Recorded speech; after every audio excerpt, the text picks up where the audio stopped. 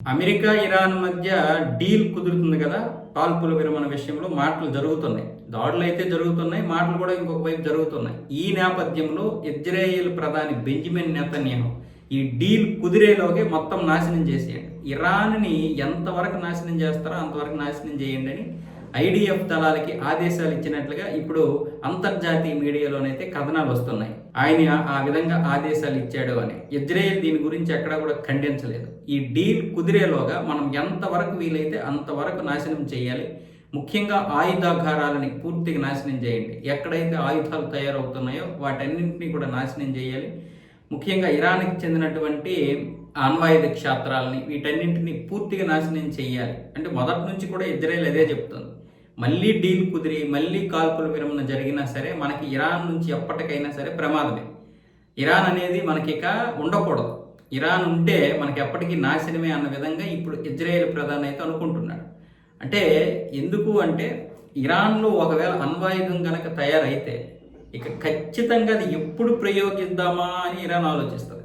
Iran ప్రభుత్వం వెనక్కి తగ్గిన ఐఆర్జీసీ వాళ్ళు ఊరుకోరు. ఐఆర్జీసీ వాళ్ళు ఊరుకున్నా బాసద్ దళాలు ఊరుకోవు. అంటే ఎప్పుడు ఏదో ఒక విధంగా ఉన్మాదంతో ఉంటారు వాళ్ళు. ఇజ్రాయెల్ని నాశనం చేసేద్దాం అనే ఉన్మాదంతో ఉంటారు. అలాంటి వారి చేతిలో గనక అణ్వాయుధం వెళ్తే ఎలా ఉంటుంది? అందుకోసమని ఇరాన్ని ఎలాగైనా సరే పూర్తిగా నాశనం చేయాలని ఇజ్రాయెల్ యొక్క ఇది ఈనాటిది కాదు, ఎప్పటి నుంచో జరుగుతున్నటువంటి ఒక ప్రాసెస్. కాబట్టి తన ఉనికిని కాపాడుకోవడం కోసం ఇజ్రాయెల్ ఇదే మంచి అదునుగా భావిస్తుంది. ఇక్కడ ఇరాన్ని మనం ఎక్కడ కూడా తప్పు పట్టడానికి లేదు. ఇరాన్ యొక్క ఉద్దేశం ఇరాన్. ఇజ్రాయెల్ని కూడా మనం వ్యతిరేకించడానికి లేదు. ఇజ్రాయెల్ తన యొక్క ఉనికిని కాపాడుకోవడానికి చూస్తుంది. 57 దేశాల మధ్య అది ఒంటరిగా పోరాడుతుంది. ముఖ్యంగా పశ్చిమాసియాలో ఎలాంటి పరిస్థితులు వచ్చాయి?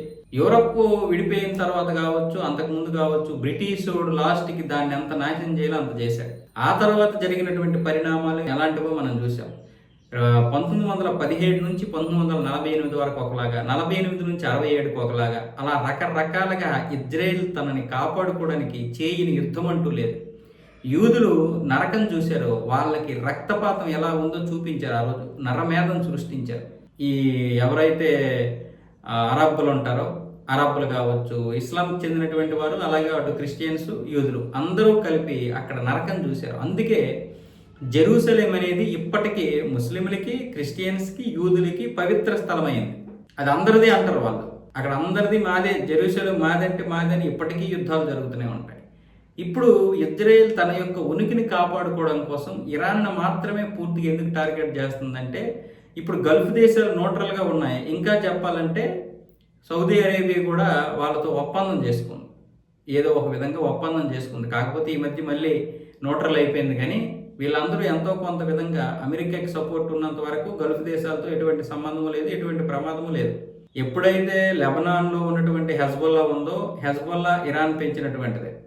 అలాగే ఇరాన్ ఎప్పటికీ కూడా ఇజ్రాయెల్కి ప్రమాదమే. ఇరాన్ పెంచినటువంటి హమాసు ప్రమాదమే. అలాగే హూతీలు ప్రమాదమే. వీళ్ళని నాశనం చేయాలని ఎప్పటికప్పుడు ఇజ్రాయెల్ ప్రయత్నాలు చేస్తూనే ఉంటుంది. మళ్ళీ యుద్ధ విరమణ జరిగితే మళ్ళీ మనం వీళ్ళని నాశనం చేయలేమేమో అని ఇప్పుడు బెంజమిన్ నెతన్యాహు ఆదేశాలు జారీ చేశారు.